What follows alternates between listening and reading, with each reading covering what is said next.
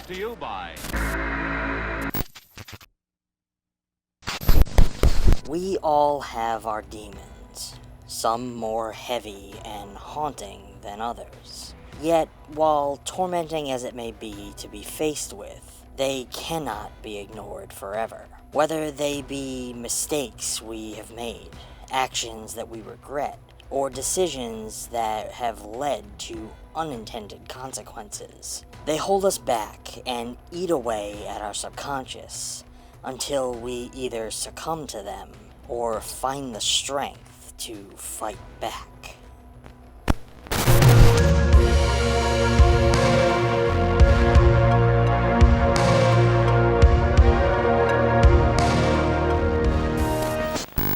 Hello friends, and welcome back to ETF. After many years of horror films attempting to either defy expectations or go in wildly outlandish directions, by following the A24 format no less, part of me has longed for a return to something much more simple, easily digestible, and wildly enjoyable.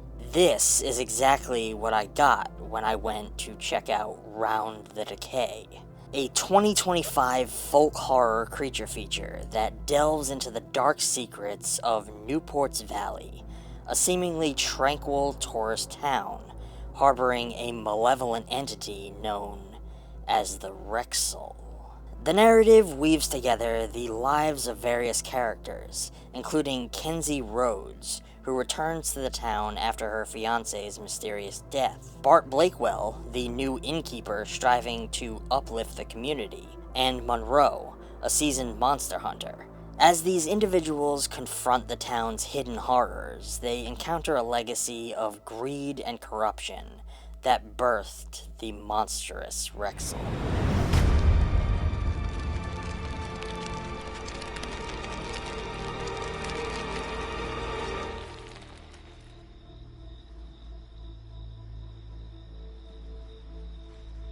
Produced under the banner of Dreamscape Productions, with Adam Newman leading the charge as both writer and director, the film doesn't aim to break the mold of those that came before, which honestly, I found delightfully refreshing. What we are presented with here is a pretty standard creature feature. Think films like Feast, though less fuck me swinging balls out, or Dead Birds, without the CGI ghoul faces. Instead, we are invited beneath the dark veil of this town's horrific secret, and introduced into what is basically a feature-length episode of the CW's Supernatural, a show that I personally enjoy very much, complete with its own manifestation of a Dean Winchester archetype. The film is gorgeously captured with stunning cinematography, a well-sculpted color palette, and some of the best day-for-night shots that I have ever seen in an independent film.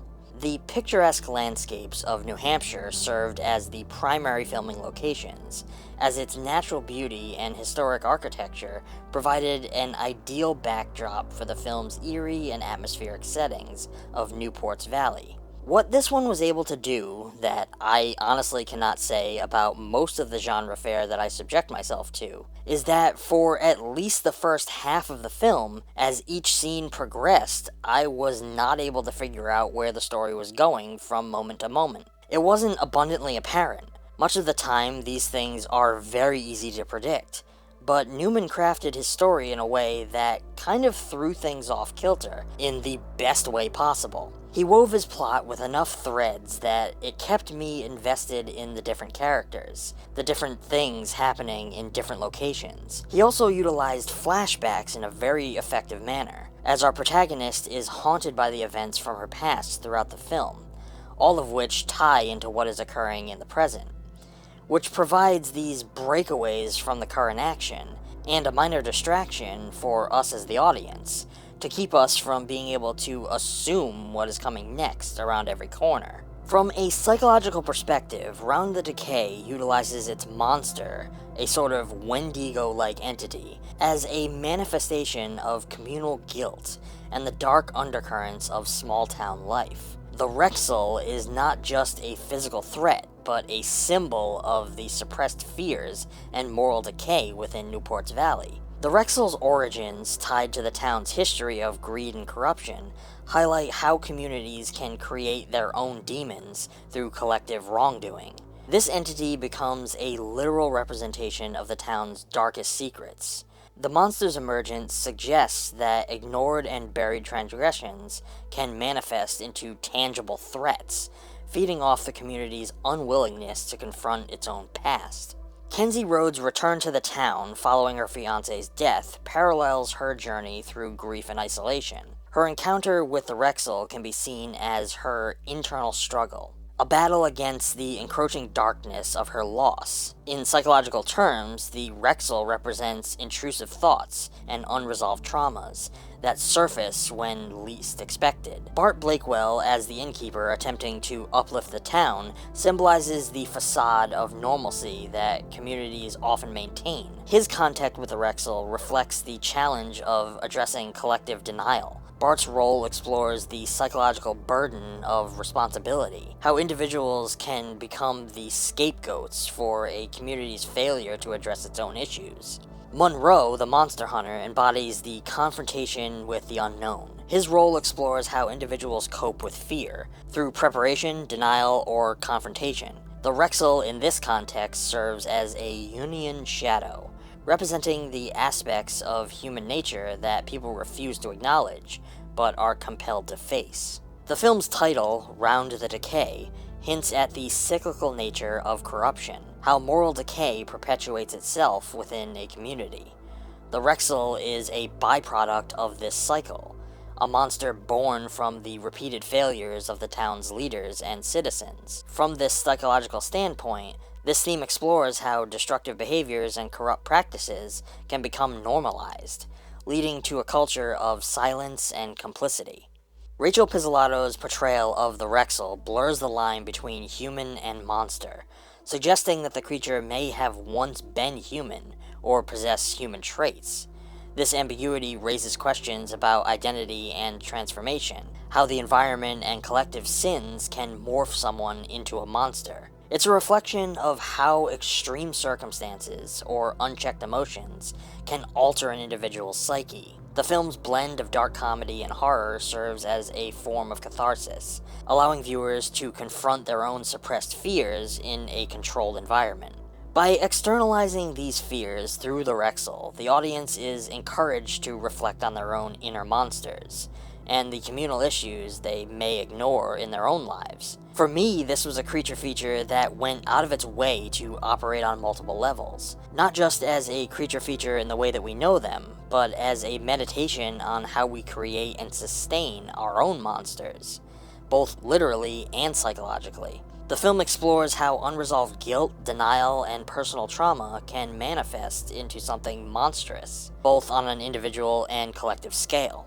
At the heart of this film is the Rexel, a terrifying, all-consuming entity that isn't just an external threat, but a manifestation of the town's hidden sins. It represents the monsters of their own making, an embodiment of past greed, corruption, and moral failings. This aligns with psychological theories of repression, particularly Carl Jung's concept of the shadow self, the dark aspect of the psyche that people refuse to acknowledge.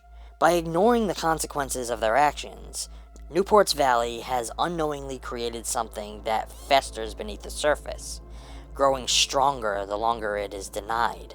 The more the townspeople try to bury the past, the more powerful the Rexel becomes, reinforcing the idea that our fears and guilt don't disappear when ignored. They just grow hungrier.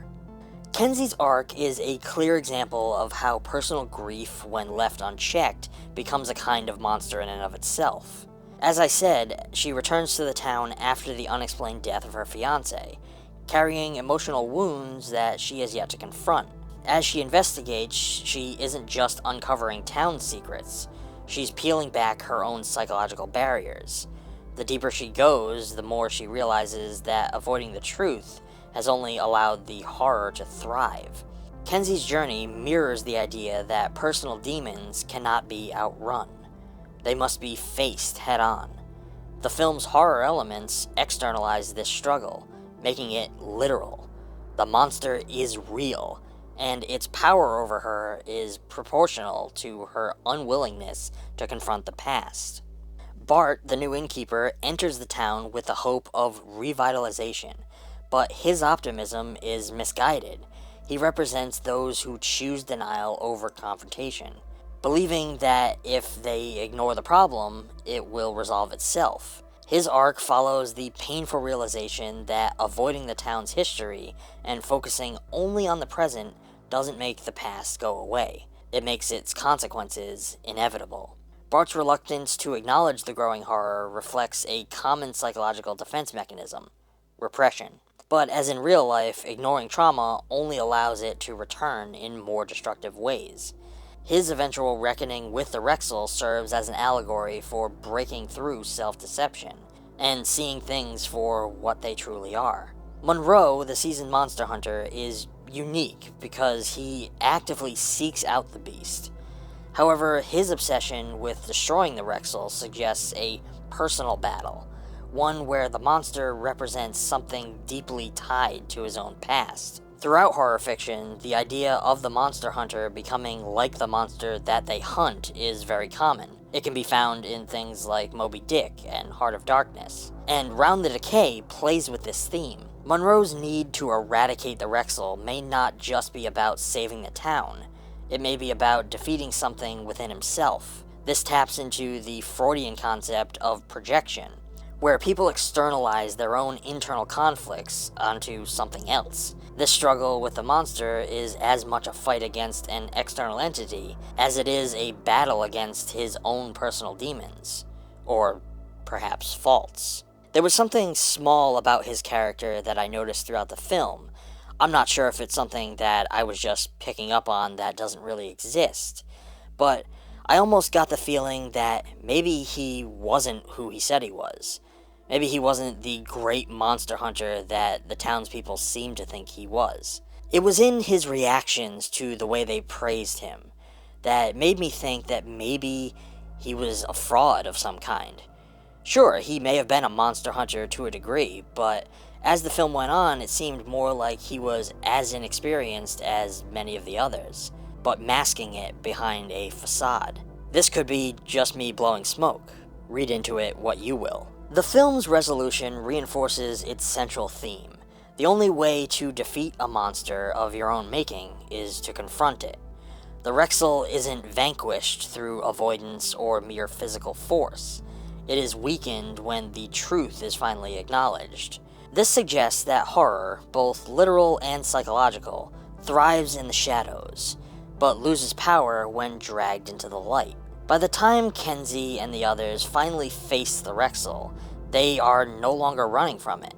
They are running towards it. This shift represents psychological healing. True resolution comes not from escape, but from direct engagement with what one fears. At its core, Round the Decay is about the dangers of refusing to face the monsters we create, whether they be supernatural or psychological. The Rexel is not just a creature. It is a symbol of unresolved guilt, fear, and denial. Each character, in their own way, must grapple with the idea that their worst enemy is not the beast itself, but their own reluctance to confront the truth. The film's horror is effective because it taps into something deeply human, the knowledge that we are often the architects of our own nightmares, and the only way to escape them is to simply stop running.